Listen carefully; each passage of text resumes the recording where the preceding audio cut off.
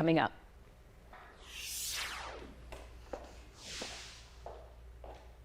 For people, and it is a public health concern. That health concern is rats. One Tucson neighborhood is trying to find a way to solve an infestation. A problem that has been plaguing many big East Coast cities is making its way now to Tucson. A pack rat infestation has homeowners in the upscale Sam Hughes neighborhood looking for answers. Sam Hughes is in Midtown, just east of the University of Arizona campus between Campbell and Country Club and Broadway and Speedway. Bud Foster is there now. And Bud, how did this problem get started in the first place? Well, Dan, that's kind of a mystery right now. No one is really quite sure where the rats came from. They just started appearing in trees and in bushes around the neighborhood. More and more neighbors started seeing them and reporting them. Not really sure what kind of rats they are. Could be wood rats, could be pack rats. But one thing they do know for sure is they really want to get rid of them.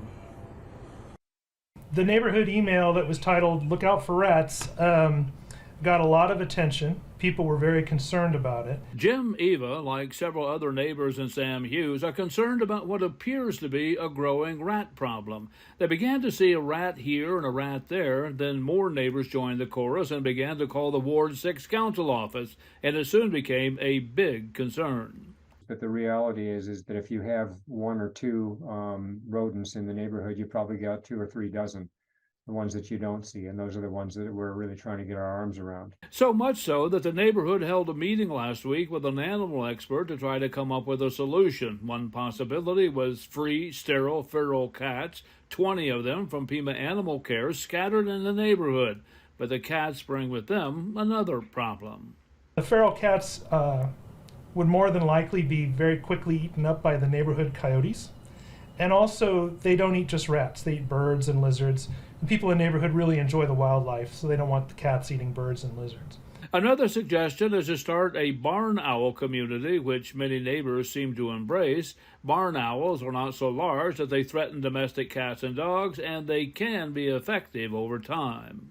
They'll erect 5 or 6 owl boxes throughout the neighborhood, and you can either wait for the owls to find it, or they can actually introduce barn owls, and those will eat hundreds of rats every week.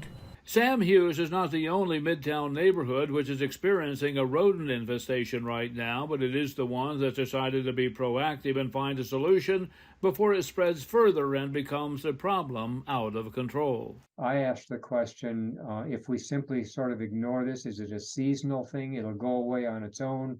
And the answer is no. If you ignore it, it's going to spread. It's going to multiply. Which means a solution needs to be found, because if it becomes an issue here, it could more than likely soon become a problem everywhere. They're being seen up in trees, they're in people's yards, in their bushes, in their compost piles. So they're all over the place. Now, I know what some of you are thinking, well, why not just use poison? Well, for the neighbors here, that's very, very simple, because if a family pet eats one of the rats that has been poisoned, well, then the family pet gets poisoned as well. And as we all know, family pets are just that, family. In Sam Hughes, I'm Bud Foster, 13 News. At Paradox there. Thank you.